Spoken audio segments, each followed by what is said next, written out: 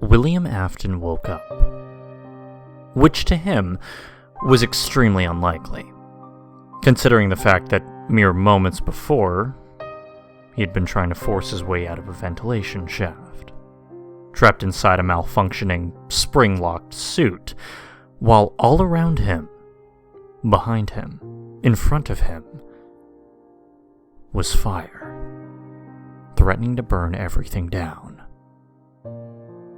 Was he really dead this time? Or is this going to be one of those times where he thought he was dead, and just ends up as a zombie robot hybrid thing? You see, Afton has had a strange, terrible life. Pushing these thoughts out of his mind, he looked around, trying to make sense of where he was. And up to this point, he thought he had been closing his eyes. But only then did he realize that his eyes were open all along. And yes, the room, or place, or building, was that dark. Afton tried to feel his way around, but was unable to grasp onto anything. He felt a peculiar sensation, though. He found that there was no floor, that he was floating. Now, William was extremely confused. He absent-mindedly scratched his head. Wait. Afton realized that he had hands. And legs. Unscathed, unburnt legs. Real flesh instead of metal and fabric limbs. Actual limbs. He couldn't see them. The room he was in was lightless, but he could feel them. He also had hair, a face, a torso, covered in skin instead of being pure bones and muscles and viscera. He also realized he was wearing what seemed to be a work uniform, with a metal badge clipped on. He remembered vividly that it was the same thing he was wearing before he got into that cursed Spring Bonnie suit for the last time. Okay, so he was dead then. That was the only explanation. But he was breathing. He still was. He still existed. Had he ended up in purgatory? Was he to spend eternity here? Well, that's not too bad, he thought, and remembered all the things he did. He chuckled slightly, being able to find humor in memories that would give even the vilest psychopaths chills.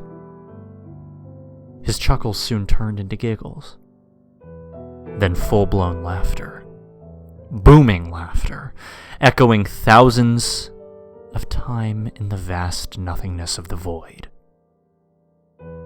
He remembered how foolish Henry had been, with his talks of hell and punishments. He remembered what Henry had said that day that he tried to immolate his own work partner. Every single word. The darkest pits of hell has opened up to swallow you whole. So don't keep the devil waiting, old friend. But there was no hell for him. He had escaped from karma even in death. No pain, no fire, no brimstone.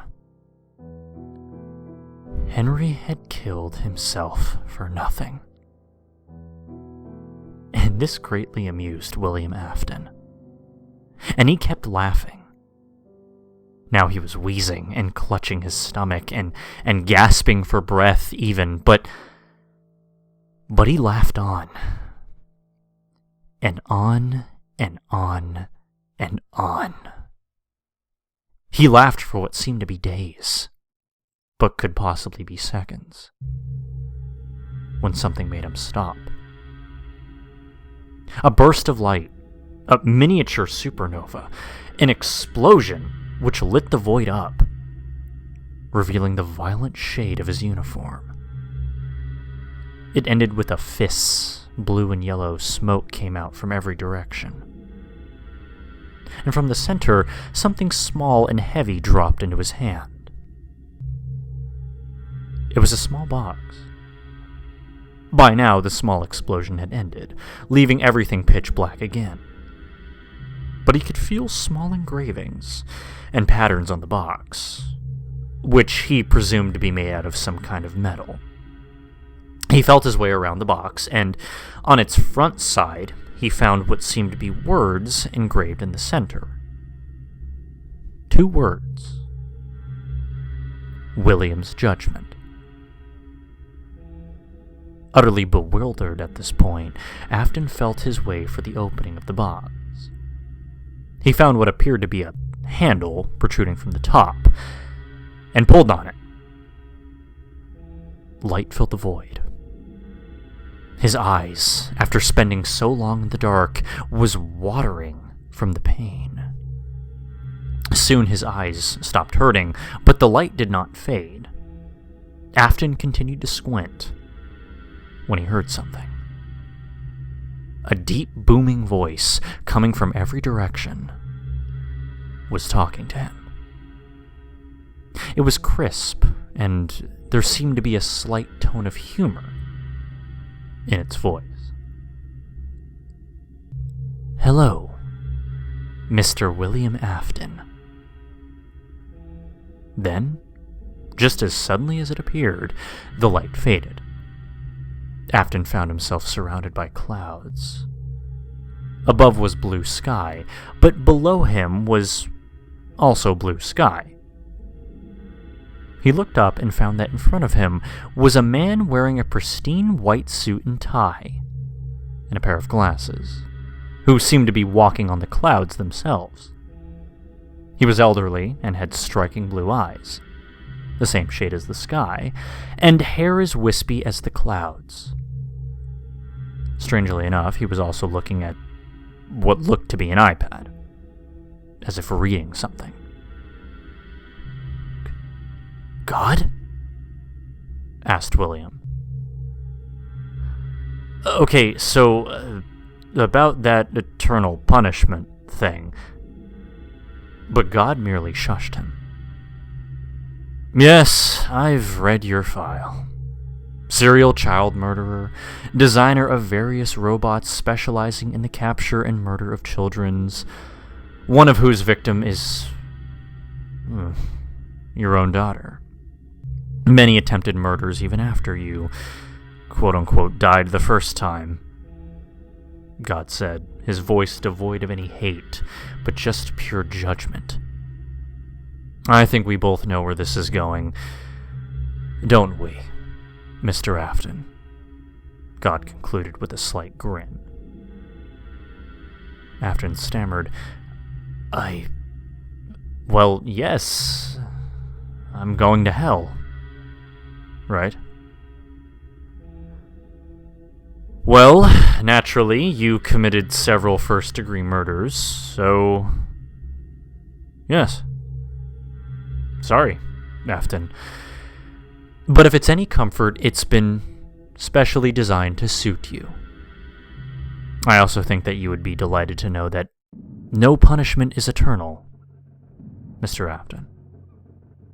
Of course, yours would be very long, probably a few centuries, if not a few millennia, but trust me, that's nothing compared to how long Mr. Hitler is going to be here for.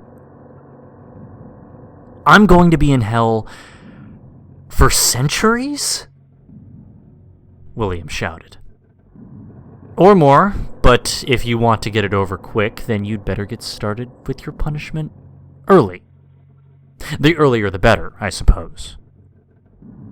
Any questions, Mr. Afton? God asked with an air of finality. What is my hell like? Asked William. This time God laughed. That is a surprise, Mr. Afton. Now off you go. Afton felt everything went black again. This time, something appeared before him. 3 words. Ultimate Custom Night. But before he could do anything, the words disappeared yet again. He heard the voice of God booming from the darkness again. Sorry, my bad, that was your son's personal hell. He's gonna be here for a few years.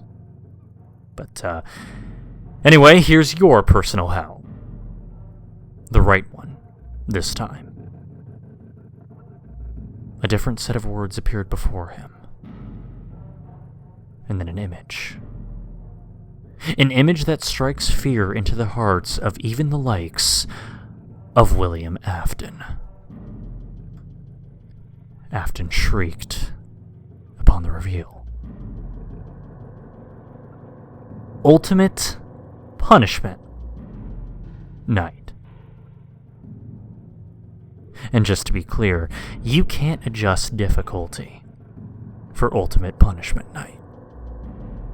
So sorry, Mr. Afton.